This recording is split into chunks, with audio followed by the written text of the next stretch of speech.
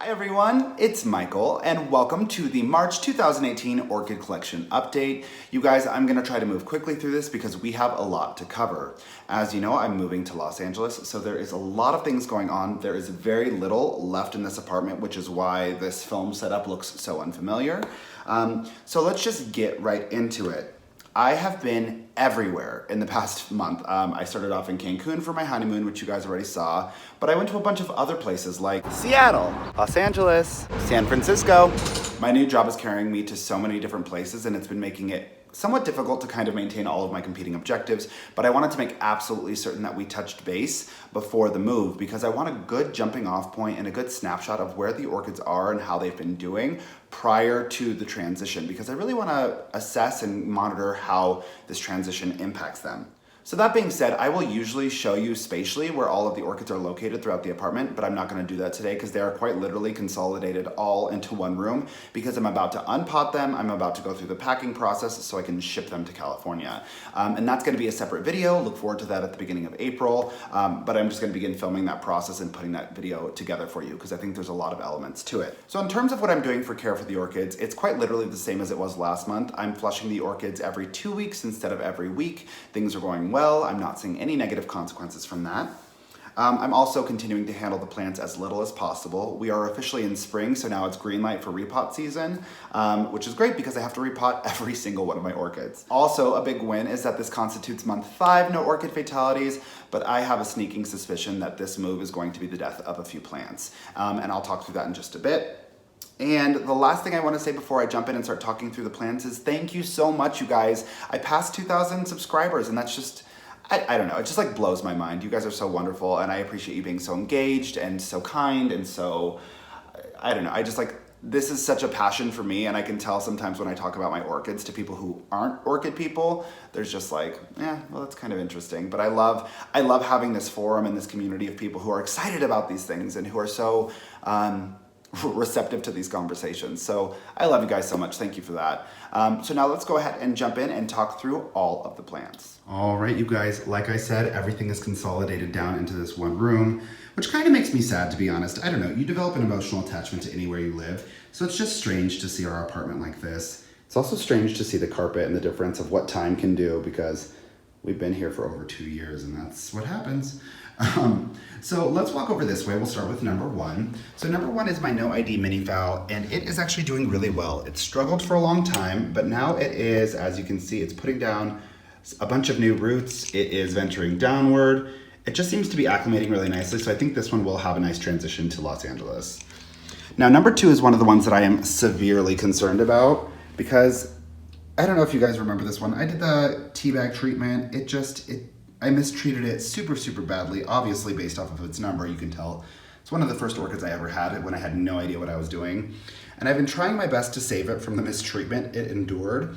And it's just not moving in any direction, which makes me super sad.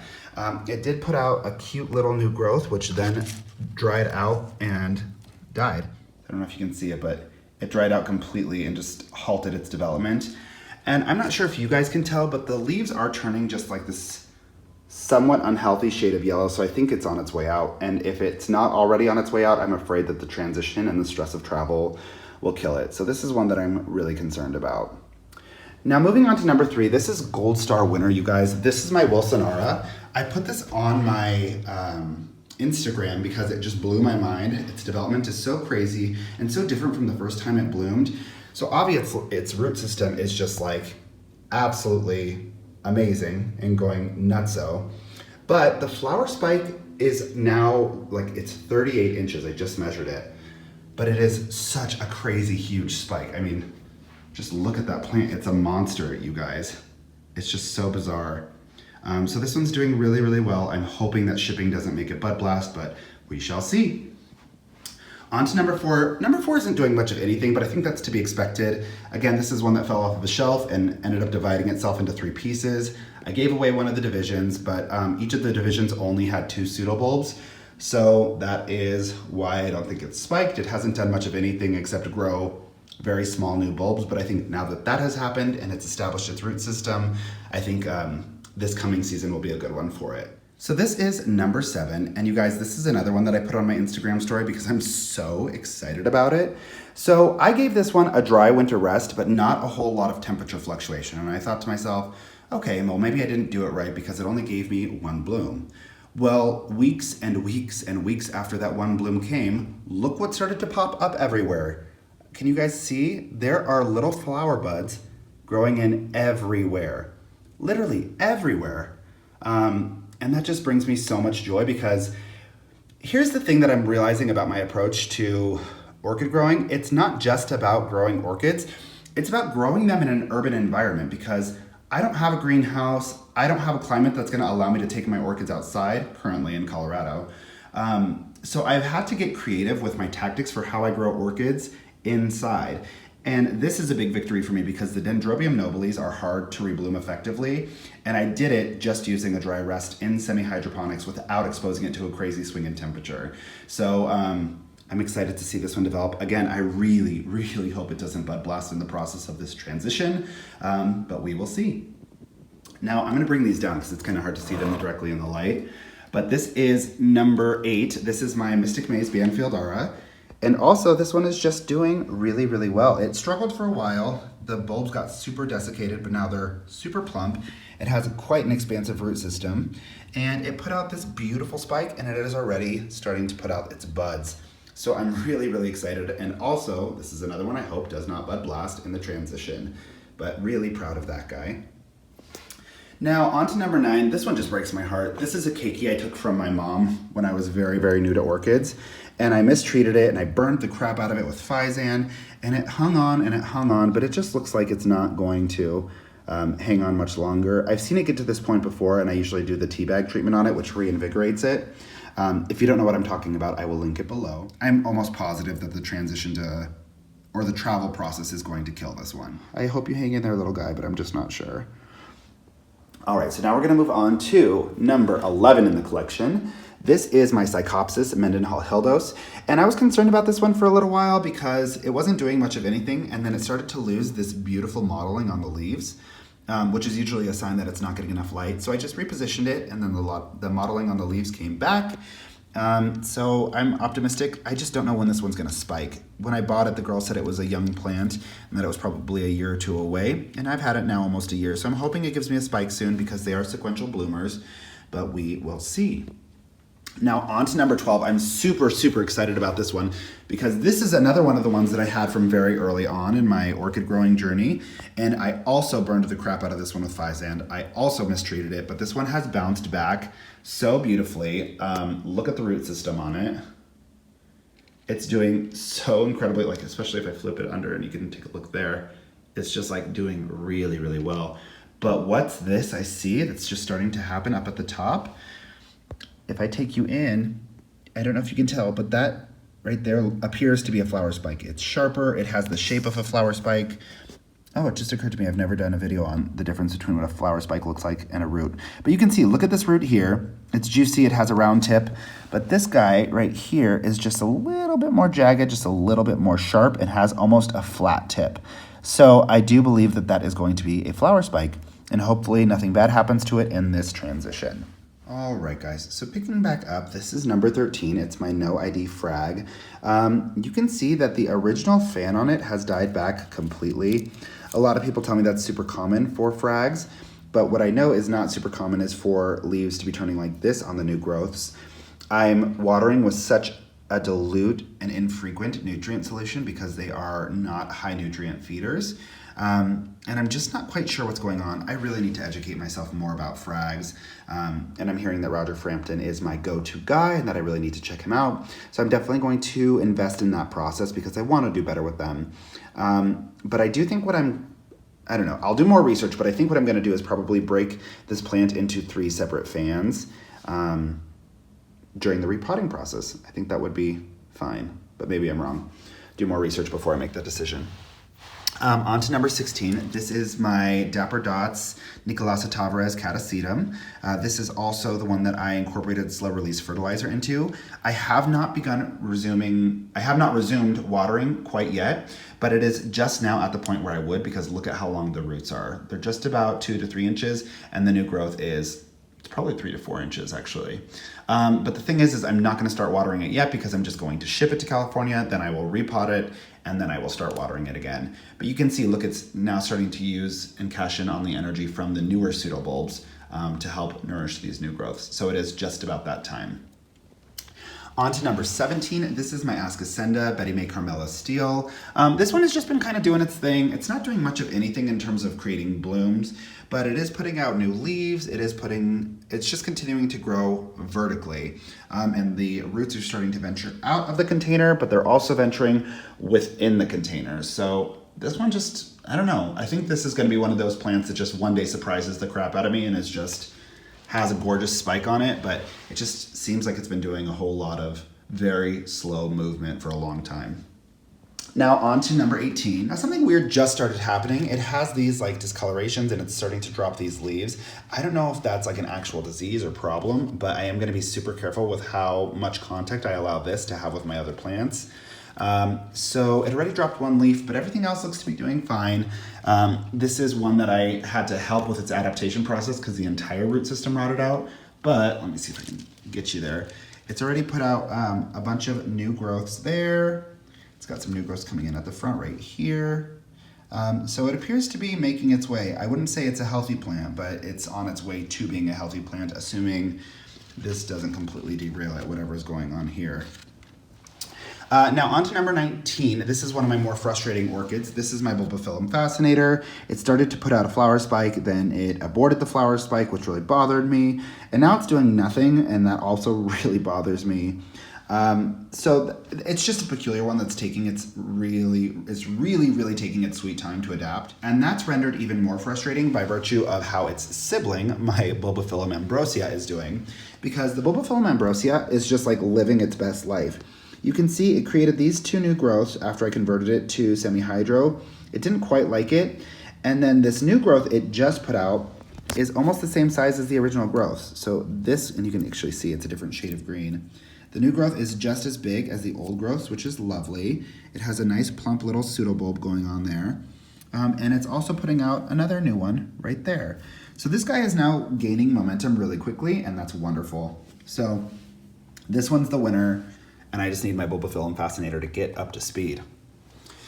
Now we're gonna move on to number 21. This is my Paphiopedilum Pinocchio Lowy. This was the subject of my treating brown rot video, and it's just continuing to do really well. The new fan is coming in really nicely. No discolorations, no crinkles, no accordion. And then there's looking so cute. It's got another new leaf coming out, which makes me super happy. But you can even see the root system pouted for a long time, but it's just now starting to really gain some momentum and do some new root growth, which makes me really happy. All right, on to number 22. This is my Maxillaria Tenufolia. This one also pouted forever, and just the pseudobulbs got super desiccated and just like it wasn't doing well. And then all of a sudden, out of nowhere, it just puts down a bunch of new roots and just is starting to, you can see like, look how beautiful and green those new roots are. It's just now starting to go for it. So I think this one will have a successful transition to California as well. Now we are moving on to number 24 in the collection. This is my Miltonia Sunset. I think when this blooms, it'll become my pride and joy. No lie, I'm so excited about this. It hasn't done much for me in terms of producing a spike, but it had to produce a completely brand new root system first. It took a while to acclimate, but now you can just see, look at it go. So I think this one will be fine in terms of its transition to California, and I think it'll be so happy there that it'll finally start to give me some flower spikes. So now on to number 25. This is my Epidendrum Green Hornet. And this one, I really thought it was gonna bloom for me this year. It didn't, but instead of doing that, what it did is it gave me two new growths, and those are just coming in quickly and very, very nicely. When I transitioned this to Semi-Hydroponics, the pseudobulbs got really desiccated and then they inflated really quickly once the root system established, and it caused the pseudobulbs to crack. I was really, really worried about that, but nothing bad came of it. It's totally doing fine, and it has new growths on the way. So that's wonderful. So now we are on to, what was that? That was number 25, so that makes this number 26. This is my Aloha Stellar, and also thought it was gonna bloom for me. Didn't, had to put down a new root system first, and now it's giving me two new growths, which makes me super happy. It's well on its way, and I think we will see this guy bloom pretty soon in Los Angeles, so stay tuned for that. Now this is another example of my struggle with Phragmipediums.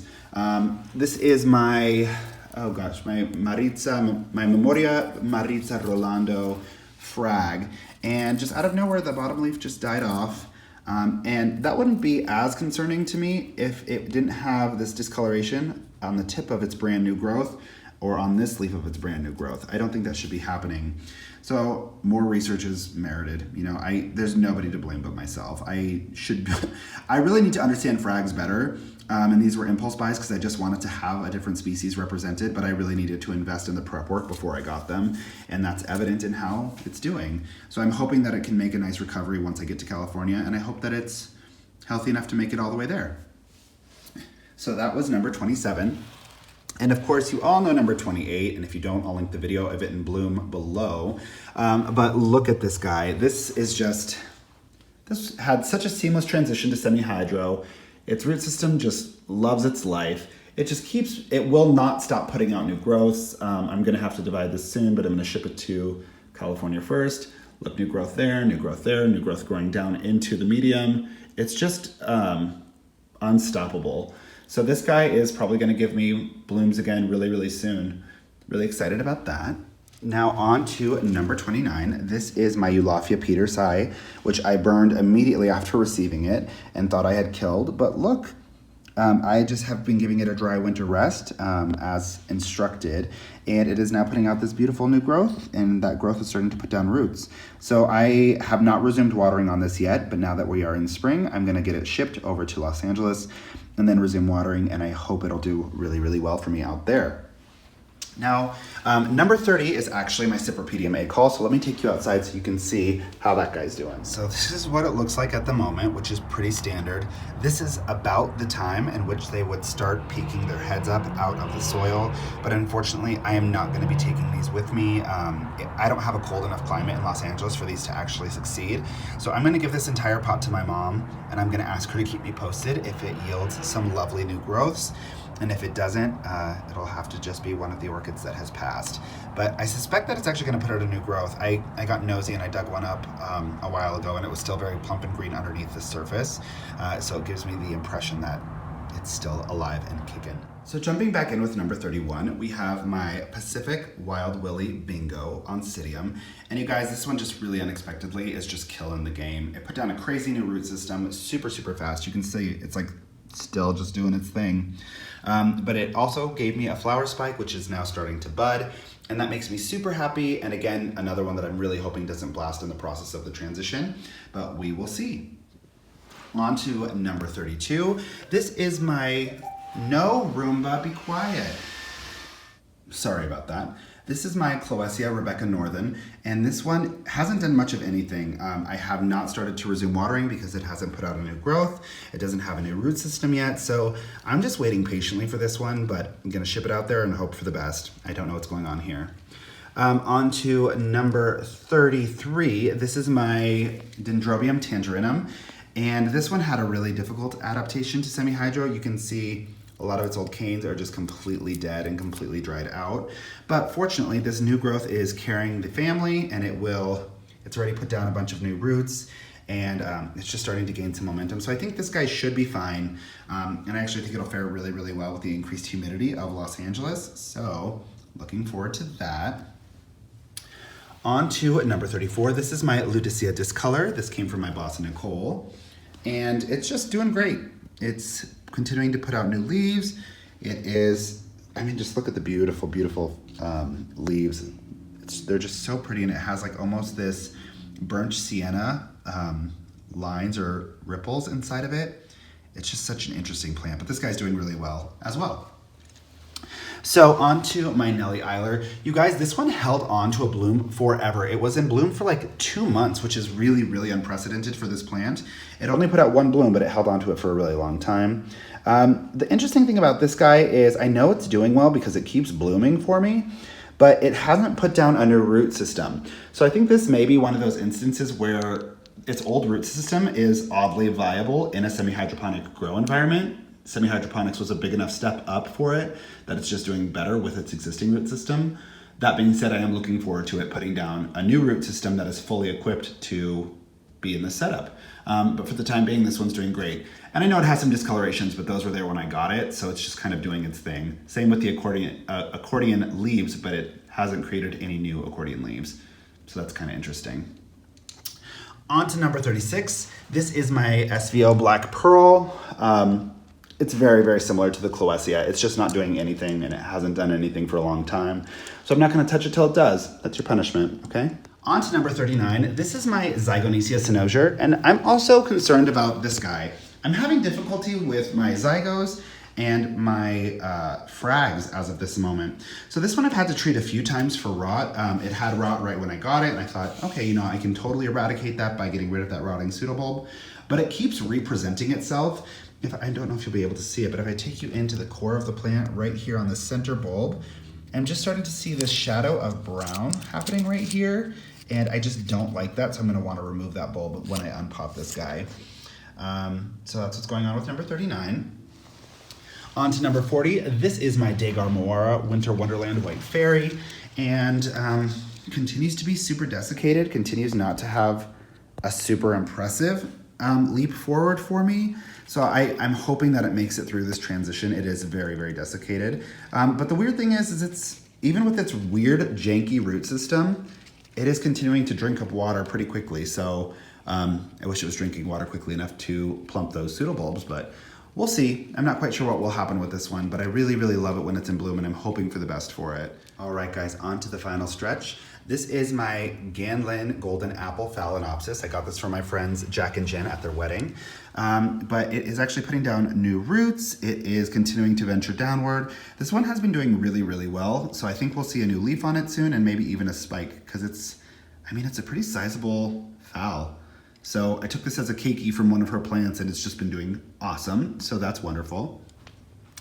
On to number 42. This is my Spathoglottis plicata, and this one just continues to just frustrate and confuse me. They are capable of being well adapted to semi-hydroponics, but I mean, it just continues to be discolored. The new growths are frustrating and confusing. It put out a new growth, and then there you go. See, the new growth just started to rot from the inside. So I don't know what's going on with this one. I am gonna ship it out there, but I'm not quite sure. I don't know what's gonna happen with this guy. This one also really confuses and frustrates me. But it is still young in its adaptation to semi-hydro, so maybe it just needs more time. All right, now moving on to number 43. This is my Encyclia tampensis. And this guy has been doing awesome. I really didn't know what was gonna happen because this is the first time I've ever grown from flask. But look at it, it's putting down a new root system so quickly, and I didn't realize that it was capable of doing that or had the energy to. I mean, that was the theory behind how I'm cultivating them, but I didn't think it was gonna be effective, to be honest with you. But this guy's just doing awesome, and that makes me super happy. I'm gonna do a separate video on the orchid flasks and how those are doing, because they're all kind of mimicking this, this adaptation period. So that's really wonderful. And of course, this is its close sibling. This is the Encyclia tampensis alba crossed with the Epidendrum magnoliae. And this one also didn't do much of anything for a long time, but then now it's doing the exact same thing. It's putting down a bunch of brand new green root tips and just starting to get comfortable in semi-hydro. So that makes me super happy. Now I have my Lycaste Balliae, and this one surprised me because it put out this new growth super, super fast, and it seems to be pretty healthy. So I've never grown one of these before, but things seem to be going well, and I'm not trying to mess with it, so I'm just gonna leave it alone and see how this goes. So that was number 45. Now we're on to number 46. This is my Oncidium Twinkle, white pink. It's just so cute. And this one drinks water like nobody's business, but it does have a new growth coming, which is doing really, really well. The pseudobulbs are plump and appear happy, so drink away, sister. I think you're doing great. And I think this one will have a really seamless transition to Los Angeles. Over here, I have my Paphiopedilum, which is miraculously still in bloom.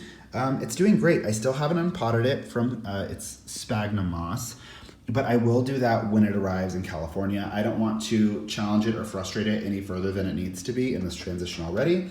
So this one is just kind of hanging out in the meantime. I wonder if the flower spike will make it through shipping. I bet it'll drop the flower during shipping, but we'll see. But that's my prediction. And last but not least, we have number 48 in the collection. This is my Cymbidium Murasaki sinense. And it is, I don't know, it's kind of confusing. I'm certain that it's because I don't know what I'm doing. But it's been dropping some of its leaves. It has this weird like speckling that's been happening on it, which I'm not sure if that's diseased. It's definitely, I don't think it's a nutritional thing, because if it was a nutritional thing, it would be happening symmetrically and from the tips. But I'm not sure what's going on with this one. This is also still in sphagnum moss. I never repotted it because I did want it to run its course with its blooms. And that may have been a fatal oversight. Again, every time I choose not to repot immediately, I regret it, with the exception of this guy. This guy's doing just fine. But I don't know, maybe there's something going on in the root system. But I'm not gonna open this up, and I'm not gonna repot it until I am in California and it's in its quote unquote final spot. It's not gonna be its final spot, but for the time being, that'll be its home. But that's pretty much it. Thank you guys so much for choosing to spend your time with me. I know this was a lengthy video, but I did want to give you a really, really clear snapshot of exactly what's going on with every plant, so we have a point of reference for how they acclimate and how they transition to California. So as always, thank you so much for choosing to spend your time with me. If you have any questions, concerns, or feedback, go ahead and leave it in the comment section below. Don't forget to click subscribe, and have a beautiful rest of your day. Bye guys.